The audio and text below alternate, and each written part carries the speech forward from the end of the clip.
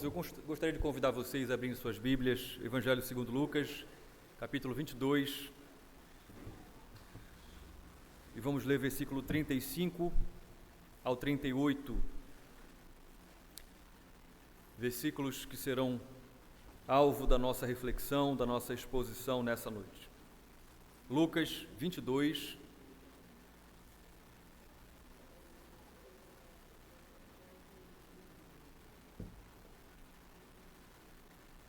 versículo 35 até o versículo 38.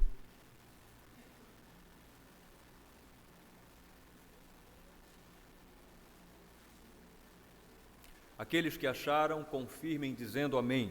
Amém. Assim então nos fala o Senhor por meio da sua palavra.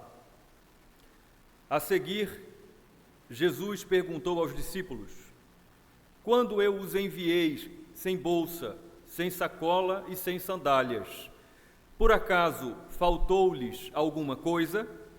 Eles responderam: nada, não faltou nada. Então Jesus lhes disse: agora, porém, quem tem bolsa, pegue-a e faça o mesmo com a sacola.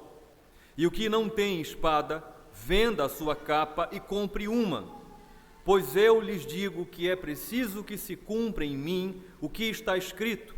Ele foi contado com os malfeitores. Pois o que a mim se refere está sendo cumprido. Então lhe disseram: Senhor, aqui estão 2 espadas. Jesus lhes respondeu: basta. Vamos orar mais uma vez. A tua palavra está diante de nós, Senhor. Está diante de nós, e isso é provisão para a nossa vida como teu povo. Reconhecemos isto, que o Senhor não tem deixado faltar para nós orientação, vinda de ti mesmo, da tua palavra. Mas também não podemos, ó Deus, e não conseguimos deixar de reconhecer a nossa limitação pessoal. Sabemos que a tua palavra, ela é espiritual e ela só pode ser discernida espiritualmente. Nós sabemos, ó Deus, que a tua palavra por si só, sem a aplicação do teu Santo Espírito, não produz nenhum efeito, senão nos condenar. Por isso, ó Deus, nós suplicamos a ti, Espírito Santo de Deus, que o Senhor traga a revelação da tua palavra, a iluminação do alto para as nossas mentes, para os nossos corações, a fim de que nós possamos entender aquilo que o Senhor quer nos ensinar nesta noite. Mas não só isso, que nós não apenas compreendamos os princípios eternos da Tua Palavra, mas que nós nos identifiquemos com eles e coloquemos em prática, associemos ao nosso viver, confrontemos a realidade da nossa vida, para que então possamos conformar o nosso viver, o nosso caminhar à Tua vontade, segundo o Teu querer. Faz isso no coração dos Teus filhos. Faz isso também no coração daqueles que nos visitam e que ainda não reconheceram Cristo como Salvador. Ó Espírito Santo, aplique a Tua palavra ao coração para trazer, ó Deus, a convicção pessoal de que Cristo Jesus é o Senhor. Assim te oramos, em nome de Jesus. Amém. Podem sentar, queridos.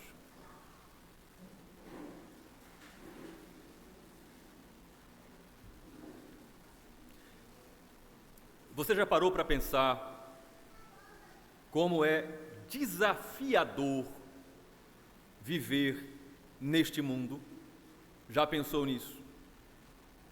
Já pensou que é preciso muita coragem para sair de casa, para acordar e levantar da cama e olhar para o dia, para as lidas do dia de frente e enfrentá-lo e não fugir? Já percebeu o quanto esse assunto é delicado, de modo que as pessoas, sobretudo hoje no século XXI, tentam fugir dessa realidade, tentam não falar muito sobre isso? Não vamos falar sobre as dificuldades da vida, não vamos falar sobre as dificuldades que cercam as várias classes de pessoas nas diversas idades, independentemente da cultura. As pessoas evitam até falar sobre isso hoje, de modo que não é preciso coragem apenas para viver, é preciso coragem para pensar e para falar sobre as dificuldades desta vida. Se nós pararmos para pensar, nós já nascemos frágeis, já nascemos precisando de uma série de cuidados enquanto nós estamos crescendo, de modo que se as pessoas que nos são responsáveis não cuidarem de nós, nós não conseguimos sequer chegar à maturidade, à fase adulta. Mas mesmo quando nós chegamos na vida adulta, nós precisamos de muitas coisas que são essenciais para a preservação da vida, coisas básicas, essenciais. De modo que se você é um pai ou uma mãe de família e você é organizado em suas contas, de modo a fazer uma planilha de entradas e de saídas, de receita e de gastos, talvez, se você sentar nessa última semana do ano e fizer contas do quanto você auferiu, o quanto você ganhou e o quanto você precisou gastar para sobreviver no ano de 2024, talvez você se assombre, se assuste, porque as necessidades são muitas, básicas: água, comida, veste, moradia, de modo que isso nos preocupa e até traz ansiedade ao nosso coração. E não foi à toa que o Senhor diz que não devemos andar ansiosos de coisa alguma, porque o Senhor cuida dos seus. E através dessa recepção do cuidado, a grande maioria dos homens se sente grato por aquilo que recebem. São gratos pelas fontes de provisão que fazem chegar aquilo que é essencial para a sua sobrevivência. E aí nós entramos na gratidão dos homens a Deus. Mas não só a gratidão dos homens a Deus, a gratidão dos homens até a falsas divindades que eles acabam criando pela sua imaginação. Mas não vamos falar sobre isso porque não é o foco da nossa exposição nessa noite. Vamos falar sobre a nossa realidade de crentes, onde isso está cada vez mais claro para nós. Quanto mais crente você é, mais clara é a gratidão no seu coração por todos os atos de provisão de Deus na sua vida. Quanto mais crente você é, mais você reconhece o tanto de cuidado que o seu Deus demonstra para com você nessas coisas essenciais que eu já falei, na alimentação, na veste, aonde você mora, cercando você de cuidados através de pessoas, da sua família. E quando o assunto é provisão espiritual, então, o que nós podemos dizer? Aquilo que o dinheiro não pode comprar, aquilo que o crediário não pode fazer chegar até nós, Deus voluntariamente nos dá. E segundo o Salmo 126, Ele faz isso até quando estamos dormindo. Deus providencia o que necessitamos, tanto no aspecto físico, material, quanto no aspecto espiritual, e é por isso que nós estamos aqui hoje. De modo, irmãos, amada igreja, que até o serviço que nós desempenhamos ao reino de Deus, até para servir a Deus, nós precisamos antes da sua provisão. Do contrário, nós não temos como servi-lo. Nós precisamos da sua provisão para sobreviver e precisamos da sua provisão para o servir. Mas existe ainda um outro lado dessa mesma moeda. Se por um lado nós temos a provisão voluntária, graciosa e soberana de Deus, por outro, existe a necessidade do nosso esforço em busca desta provisão, para vivermos e para o servirmos. Na sobrevivência neste mundo e no serviço ao reino de Deus, nós não só recebemos, mas também temos que batalhar pela vida e batalhar diligentemente, diz o Espírito Santo através de Judas e através do apóstolo Pedro, pela fé que nos foi entregue. E é exatamente sobre isso que o Senhor vai falar com os seus discípulos, com a sua igreja, nesta passagem que nós lemos. Segundo o Evangelho de Lucas, esta é a última instrução formal do Senhor para os seus discípulos antes do início da sua paixão. O versículo 35 começa a dizer que, a seguir, Jesus perguntou aos discípulos, e para aqueles que não estavam presentes nas últimas duas exposições, o cenário é exatamente o mesmo. É um momento que está compreendido entre a última Páscoa e primeira ceia e a chegada do Senhor até o Monte das Oliveiras, até o Getsemane, até o Jardim da Agonia, que será o tema da próxima exposição, se Deus assim permitir. em algum momento entre a ceia e a chegada no Getsemane. Só que nós temos então dois cenários. Até aqui, nas últimas duas exposições, a iniciativa é dos discípulos. E que iniciativa? A primeira delas, vocês lembram? É uma discussão entre os discípulos para saber qual deles parecia ser maior. Mas a segunda iniciativa dos discípulos parte de Pedro. Pedro estufa o peito, precipitado, imaturo, e diz: eu sou capaz de morrer pelo Senhor, eu vou contigo para onde o Senhor for, para a prisão e até para a morte. E nós vimos na exposição passada que ele acaba ouvindo que ele não iria morrer por Jesus, muito ao contrário, ele iria negá-lo. Mas então, nessa última instrução, a iniciativa não é mais dos discípulos, a iniciativa é do Senhor.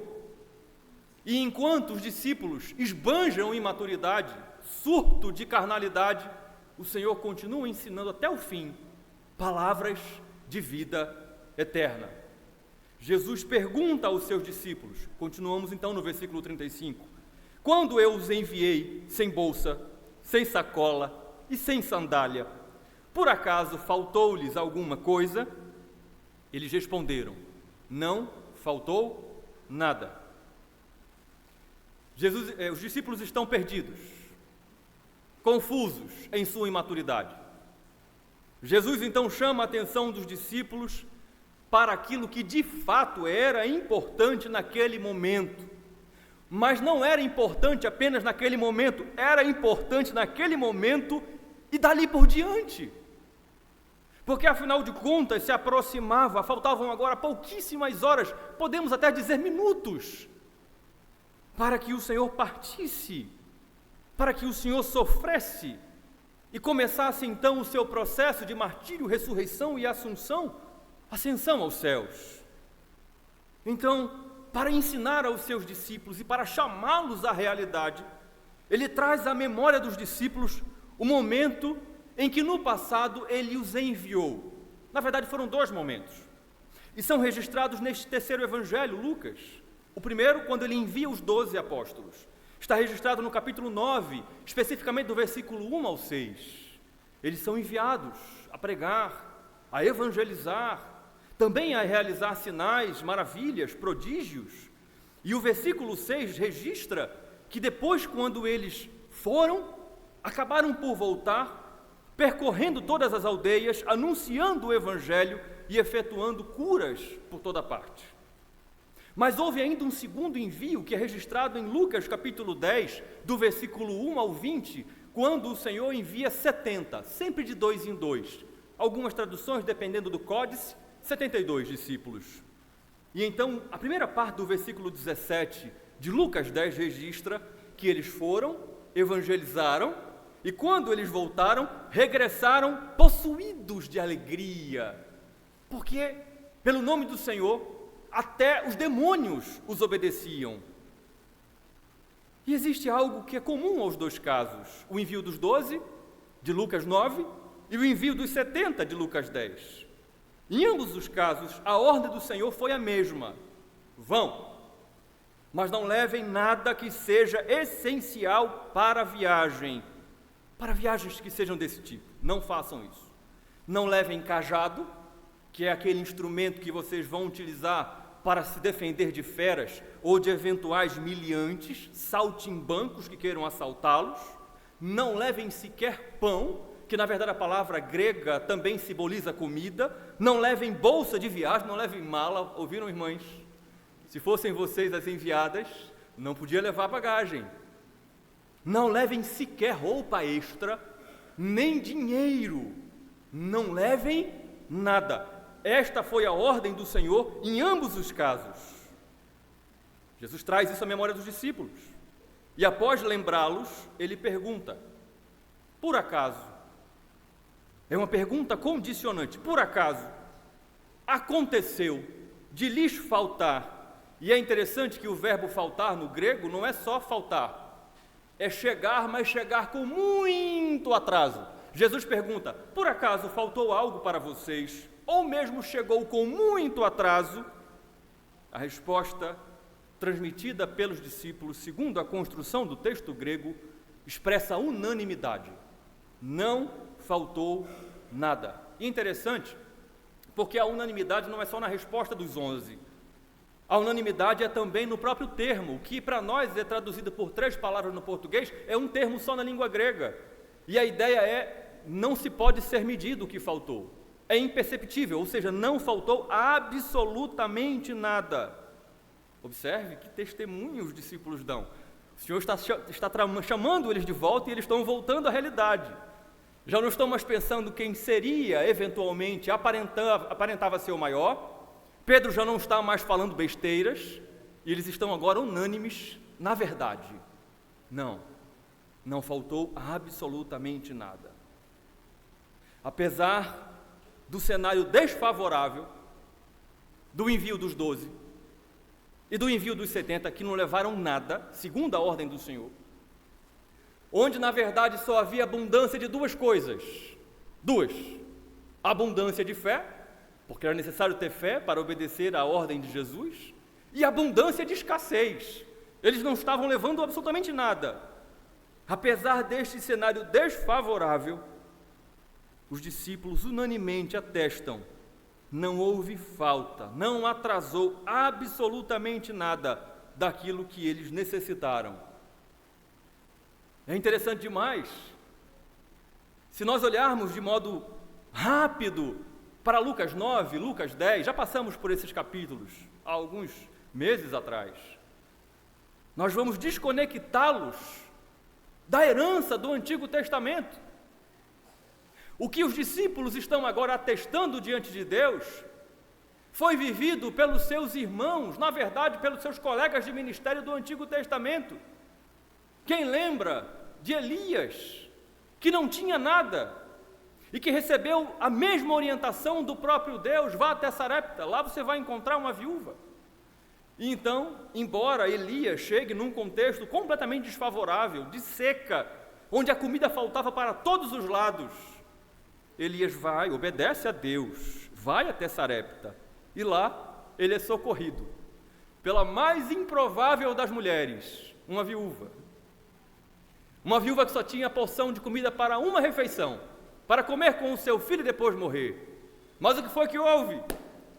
É como se o próprio Cristo estivesse perguntando a Elias: quando eu mandei você, o que foi que lhe faltou? Elias poderia dizer nada, ao contrário, sobrou para mim e para ela, de modo que não só eu, Elias, o profeta, o pastor do Antigo Testamento, como ela mesma também foi socorrida. Eles estão apenas enfileirando, unindo-se àqueles que foram alcançados pela provisão de Deus. Poderíamos voltar ainda mais no deserto, quando o Senhor enviava um maná diário. Não juntem para o dia seguinte, só podem juntar na sexta-feira, para que vocês possam descansar no sábado, no dia do descanso. Se vocês juntarem fora esse dia, vai estragar, para que vocês recebam a provisão diária. E por 40 anos o povo murmura: a gente comia carne no Egito. Tome codornizes. Cristo poderia virar para aqueles 3 milhões aproximadamente de pessoas no deserto e perguntar: quando eu enviei vocês para a terra prometida, o que foi que faltou para vocês? E todos os 3 milhões de pessoas poderiam unir as suas vozes aos 11 discípulos e dizer: não nos faltou nada. Mas os discípulos não estão apenas saudosamente retornando àquilo que foi vivido no Antigo Testamento, não. Esses discípulos, assim como os 70, estão inaugurando uma nova fase, a fase da igreja da nova aliança. Mas atenção, escute isso, porque isso diz respeito a você. Não foi só a igreja do Novo Testamento, não. Quantos anos vocês têm como igreja? 69? Sim. Até os dias de hoje, a igreja do Senhor tem experimentado de toda sorte de provisão material. Tudo aquilo que a igreja de Cristo em todas as nações, aonde o evangelho vem sendo pregado, tem recebido a provisão do Senhor. Não tem faltado nada para a igreja de Cristo. A igreja de Cristo tem recebido a provisão do próprio Deus, para que a grande comissão seja realizada. E deixe-me dizer a você, igreja do Senhor, que essa provisão, ela continuará até o último dia. até o retorno do Senhor. Observe, Deus nos dá o privilégio de participar desta provisão. Nós somos instrumentos de provisão nas mãos de Deus. Deus conta com o seu próprio povo para a manutenção de sua obra. Mas a provisão para que o avanço do Evangelho nesse mundo progrida vem dele mesmo. Se você crê nisso, diga amém. Amém. De modo, irmãos, que o único que pode perguntar isto à igreja não é o pastor, não é o conselho, não é aquele ou aquela que tem o dízimo mais alto. Não, o único que pode perguntar isso à igreja: faltou algo a vocês, atrasou algo a vocês, é Cristo. Ele é quem pode perguntar. É exatamente por isso que lá no Antigo Testamento, o Espírito Santo, por meio do profeta Malaquias, capítulo 3, versículo 8, pergunta: roubará o homem a Deus? Algumas versões mais contemporâneas perguntam: é possível o homem roubar a Deus? E a resposta do próprio Deus é: todavia vós me roubais, e dizeis: em que te roubamos? Nos dízimos e nas ofertas. Observe. Por um lado, ninguém, aquela indenização que você recebeu, que fez com que você desse um dízimo gordo, se é que existe dízimo gordo, 10% é 10%, não existe dízimo gordo, que fez com que a igreja construísse as salas de cima. Se você crê nisso, diga amém. Amém. Não podem fazer você achar que você tem o direito de perguntar à igreja de Cristo: faltou algo a vocês? Ah, não faltou, foi porque eu dei o dízimo. Por outro lado, a Bíblia denuncia que, infelizmente, há crentes, pessoas que nasceram do alto, que negligenciam esse privilégio, esse ministério de serem coparticipantes e investidores do avanço do Evangelho nesse mundo. Mas mesmo aqueles ou aquelas que se aventuram a roubar a Deus não podem impedir a provisão de Deus para a sua igreja. Não podem impedir. Nem nós podemos fazer com que a provisão esteja em nossas mãos, porque tudo vem de Ti. Nós ouvimos hoje na leitura de preparação para as contribuições: e do que é teu nós te damos. Nem podemos achar que podemos impedir o avanço do Evangelho, porque nós não podemos, porque de fato o corinho está certo: ninguém detém, a obra é santa. Mas esse alerta do Espírito Santo não ficou confinado aos dias do Antigo Testamento. Ele continua nos exortando no Novo Testamento. Você conhece a passagem, Atos capítulo 5, quando Ananias e Safira, um casal, combina de vender um terreno, uma propriedade que era sua, e enganar a igreja, dizendo que o valor tinha sido diferente. Observe o versículo 9 de Atos 5. Porque vocês, a fala agora é para Safira, Ananias já morreu. Por que vocês entraram em acordo para tentar o Espírito do Senhor? Interrogação. Eis aí a porta, os pés dos que sepultaram o seu marido, e eles levarão você também. Eu chamo a sua atenção para essa passagem. Eu contextualizo essa passagem a Jesus perguntar: faltou alguma coisa para vocês? Para apontar a atitude do apóstolo Pedro, que é o pastor nesse momento aqui da igreja. Observe que Pedro não deixa esse pecado grosseiro contra o Espírito Santo passar, para garantir pelo menos aquilo que eles foram levar. Talvez Pedro pudesse ser tentado a pensar: eu não vou confrontar esse pecado. O Espírito Santo me move a isso, mas eu não vou fazer, porque é melhor o que eles trouxeram do que nada. Vá, Ananias e Safira, deposite aí o que vocês quiserem depositar, é melhor isso do que nada, afinal de contas, o terreno era de vocês, o campo era de vocês, depositem e vão embora. Ele não faz isso. Pedro trata, inspirado e movido pelo Espírito Santo, ele trata do pecado, e o casal, infelizmente, como dizem, vem a óbito. Mas por que Pedro não faz isso? Por que Pedro, como pastor, não negocia o que é certo? Por que ele não passa a mão em cima do pecado? Por quê? Porque Pedro sabia que a provisão não vinha de Ananias nem de Safira. A provisão vinha do Senhor. E ele precisava apenas ser um ministro fiel, um ministro zeloso com a casa de Deus, com as coisas de Deus, para que esse Deus continuasse abençoando a igreja. E esse Deus abençoaria e não deixaria que faltasse nada. Ananias e Safira morreram, mas a igreja do Senhor continuou, avançou. Mas, se você pensa que a provisão de Cristo para a sua igreja se limita ao campo material, não se limita. Jesus perguntou, aqui o contexto imediato é material, mas Cristo continua providenciando para a sua igreja tudo aquilo que ela necessita, não só materialmente. Ele também faz isso providenciando dons para a igreja. Cristo continua providenciando para a sua igreja, e eu me refiro agora especificamente à igreja do Novo Testamento, à igreja da Nova Aliança, homens dotados de vocação para servirem a Ele. Homens dotados de vocação para servirem a sua igreja, para que a sua igreja continue sendo cuidada, pastoreada, assistida, tanto no que diz respeito às questões espirituais, através dos pastores e presbíteros, como também sobre as questões de cuidado temporal, os diáconos, e nós encontramos em Atos 6 essas duas esferas do cuidado de Deus para com a sua igreja, do cuidado contínuo.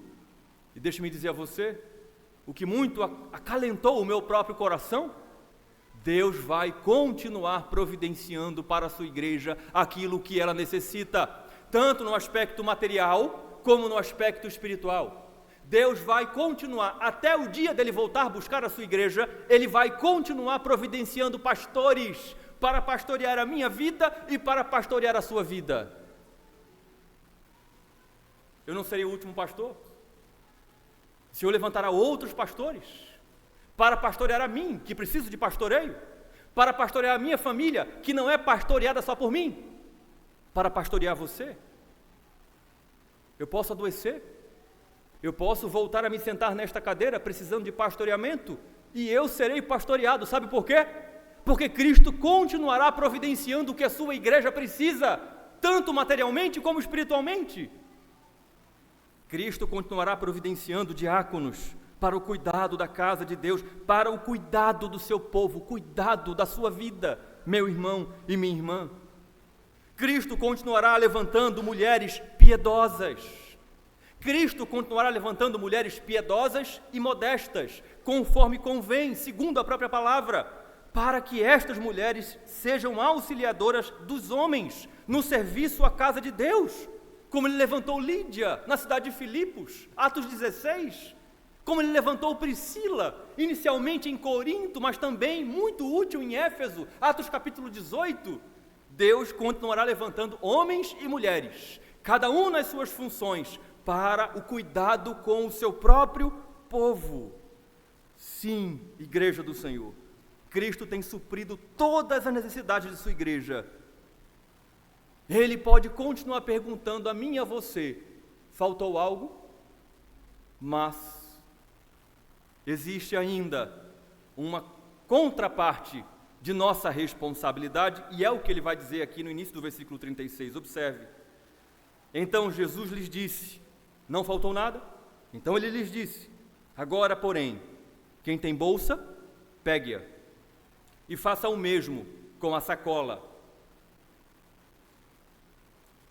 Observe que a ordem do Senhor, ela agora muda completamente das duas ordens que ele havia dado aos dois grupos anteriormente. E há uma razão para isso.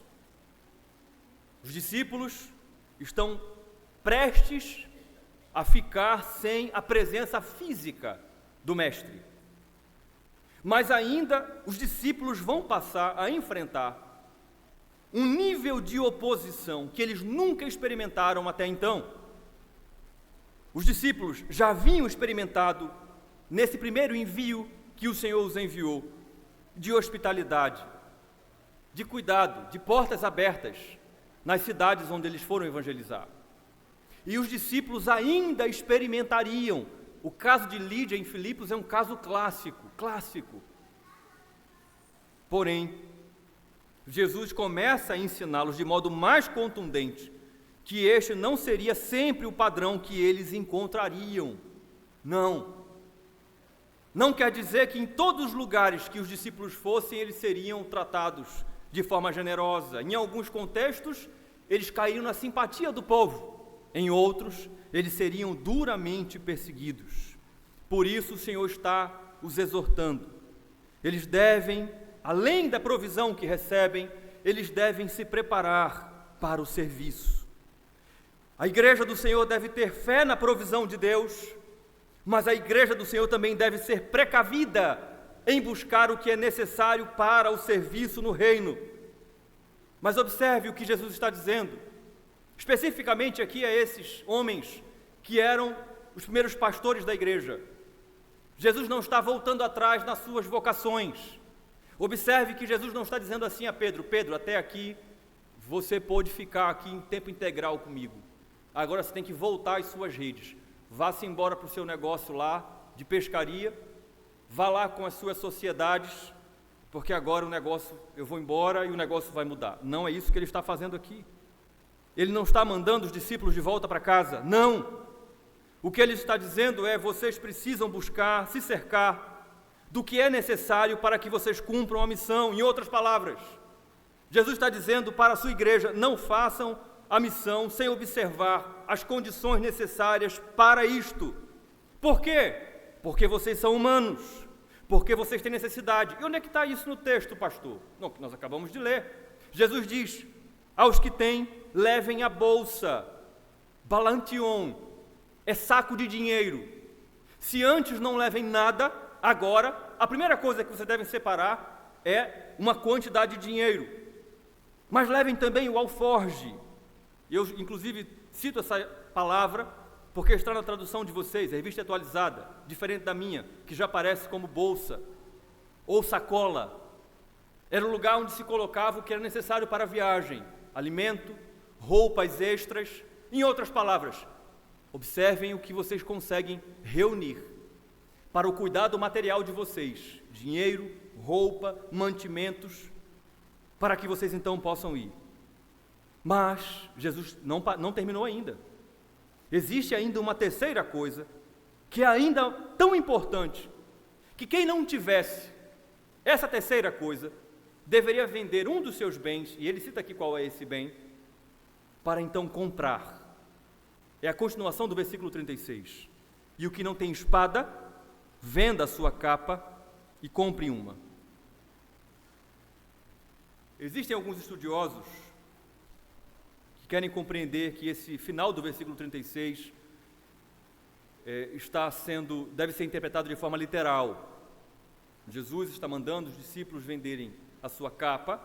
Se pudéssemos fazer aqui uma comparação para os nossos dias, é a roupa de cima, não é a roupa íntima, não é a sobrepele, mas é a roupa de cima. Venda a sua roupa, inclusive era cara a capa, por isso que ele coloca no singular: venda a sua capa. Geralmente só se tinha uma, não se tinha mais de uma, só pessoas ricas tinham mais de uma capa.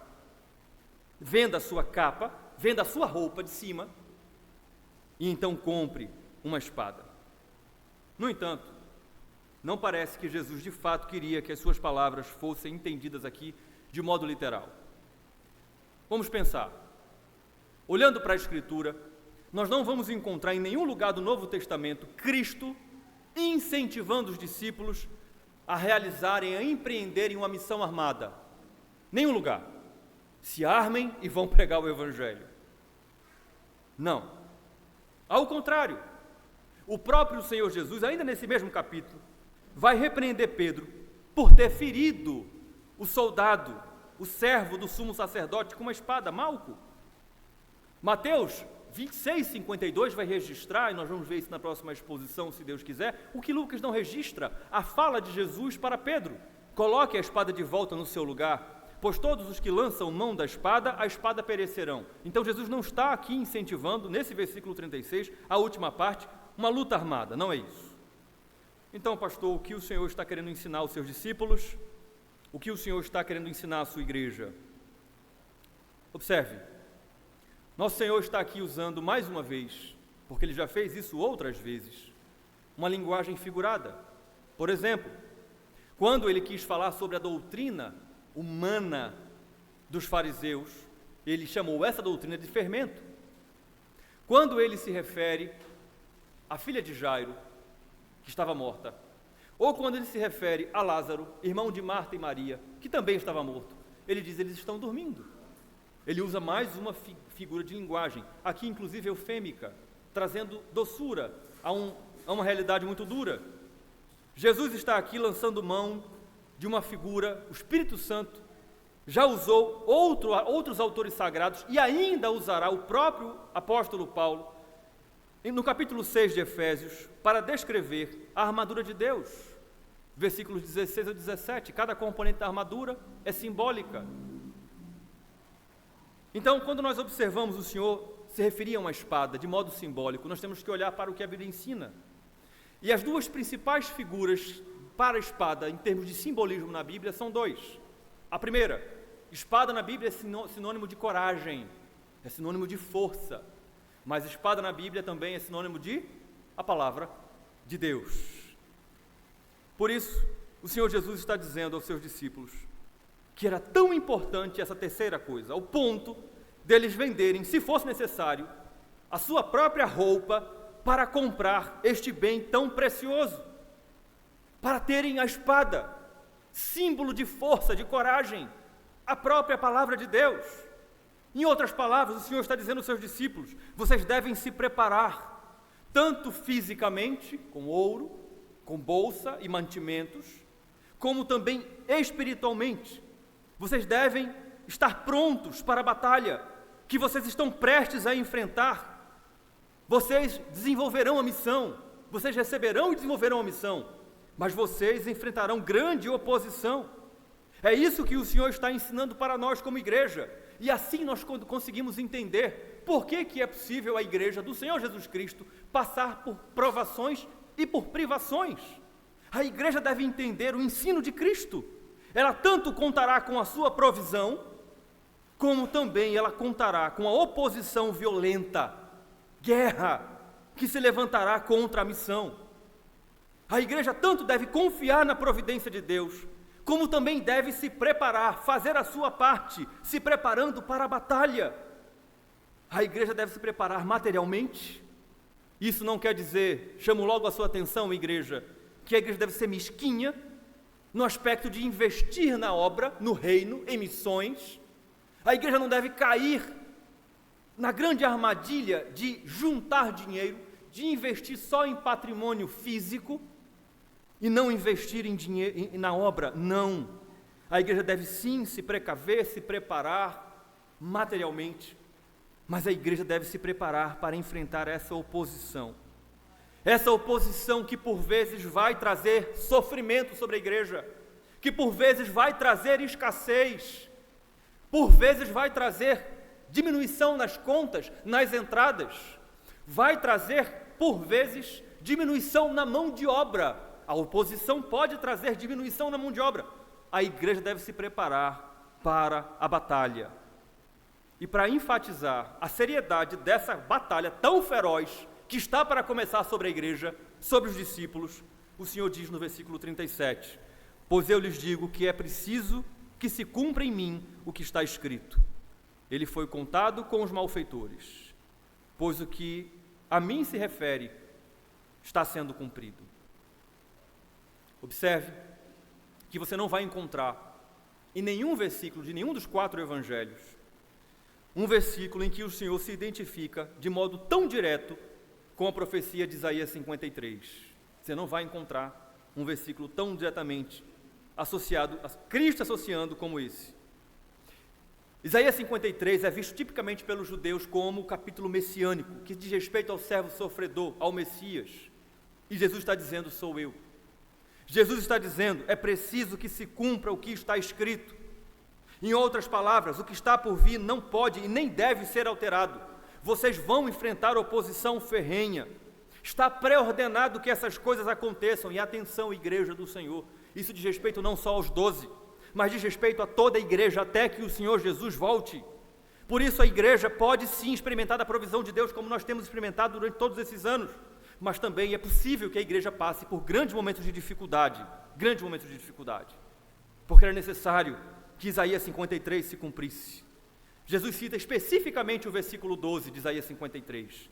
Por isso, eu lhe darei a sua parte com os grandes, e com os poderosos ele repartirá o despojo, pois derramou a sua alma na morte, e foi contado com os transgressores. Contudo, levou sobre si o pecado de muitos, e pelos transgressores intercedeu. Observe, adiantando um pouco do que ouviremos daqui a algumas semanas, esta profecia do versículo 12 de Isaías 53 se cumpriu plenamente no ato da crucificação. Primeiro, quando Jesus ele é pendurado entre criminosos. Mas em segundo lugar, também se cumpre quando ele, ainda antes de dar o seu último suspiro, ele intercede exatamente por aqueles que o estavam matando. Pai, perdoa-lhes, porque eles não sabem o que fazem. Mas então observe, numa olhada rápida no versículo 37, talvez a associação que se faça é essa: os discípulos com a espada na mão, sendo confundidos com assaltantes e malfeitores. Mas não, a palavra malfeitor, a palavra transgressor, que está lá em Isaías 53, versículo 12, a palavra hebraica é rebelde, e essa palavra sempre é associada à transgressão, ao pecado, e nós encontramos isso na Epístola aos Romanos, e é exatamente por isso que talvez a versão em língua portuguesa que traduz melhor esta passagem é a Nova Versão Transformadora, que traduz esse final do versículo 12 de Isaías 53 assim: foi contado entre os rebeldes, levou sobre si a culpa de muitos e intercedeu pelos pecadores. Assim, irmãos, os discípulos não estão sendo aqui comparados a bandidos armados, não, mas eles estão ouvindo que a profecia de Isaías 53, o Senhor entre os malfeitores, o Senhor intercedendo pelos pecadores, pelos rebeldes, está finalmente se cumprindo. E o que isso significa para esses discípulos? O que isso significa para nós, igreja do Senhor? Que nós devemos estar prontos para a batalha. Eles que estava por vir, nós que estamos enfrentando. Devemos estar prontos para a batalha. Vocês devem estar prontos para a batalha, diz Jesus para os discípulos. E o que eles compreendem? Versículo 38. Então lhes disseram: Senhor, aqui estão 2 espadas. Jesus lhes respondeu: basta. Os discípulos, depois de ouvirem o ensino do Senhor, prontamente apresentaram para ele 2 espadas. Ou seja, eles entenderam que Jesus estava falando literalmente. Espadas de ferro. Eles apresentaram 2 espadas, o que era muito pouco para que 11 discípulos estivessem armados. Imagine trazendo para os dias de hoje. Imagine que fossem armas de fogo. Então aqui estão 2 revólveres, divididos aqui entre 11 homens, um revólver para cada e os outros 9. Como é que eles poderiam então fazer a missão? Não seria possível. Não, 2 espadas não era o suficiente. De acordo com a interpretação dos discípulos, uma interpretação literal. Mas para o Senhor, que sabia muito bem o que estava falando, basta. Vocês têm 2 espadas? Basta. E a palavra grega é exatamente isso, é o suficiente. Por que Jesus diz isso? Por quê? Porque, afinal de contas, aqueles discípulos não precisavam de nenhuma espada. 2 para 11 é mais do que o suficiente. Se os discípulos dissessem: nós não temos espada nenhuma, Jesus diria: basta na mesma. Não será necessário que vocês usem espadas. E esses discípulos entenderiam muito bem. Seriam todos eles martirizados. Não empunhariam uma espada, com exceção de Pedro, que rapidamente aprende a lição. E então, sem uma luta armada, sem espada nas mãos, eles revolucionariam, eles não, o Evangelho através de suas vidas, mudariam o mundo. Mas eles não entendem isso aqui ainda. Essa lição, assim como outras lições que eles não entenderam prontamente, eles vão entender. Quando eles estivessem sendo martirizados, perseguidos, eles entenderiam. Como é que você sabe disso, pastor? Porque a história da igreja diz isso. Nenhum dos discípulos lançou mão da espada para se defender. Todos morreram pelo Evangelho. Calvino, o reformador de Genebra, comentando esse versículo 38, ele diz uma coisa que é um alerta para as nossas vidas.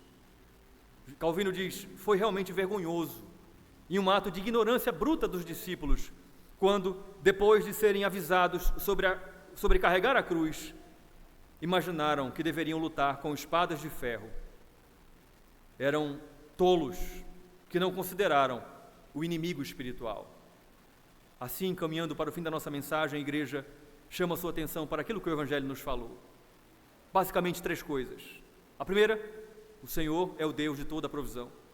Ele continuará providenciando aquilo que nós necessitamos para a nossa sobrevivência, para a nossa sobrevivência espiritual e também para o nosso serviço, para que coloquemos os dons e talentos que Ele nos deu para o serviço de sua igreja. Ele continuará providenciando o que nós precisamos.